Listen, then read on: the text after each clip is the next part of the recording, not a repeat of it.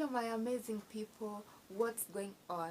Welcome back to my amazing channel. This is Eugene, the newborn nurse, here with a new video on developmental milestones from 0 to 2 months. So stay tuned and let's do this. So guys, at 0 to 2 months, your baby should have social smile, and also your baby can be able to follow any object or any colorful object that is dangled before their eyes. So these are the two developmental milestones that your baby should have between 0 to 2 months.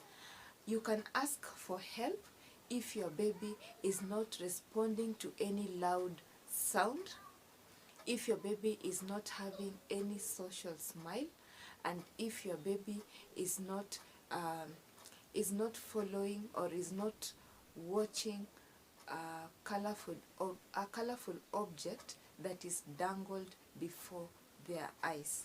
So those are the developmental milestones for 0 to 2 months. See you in the next video. May the good Lord bless you and keep you. I love you so much.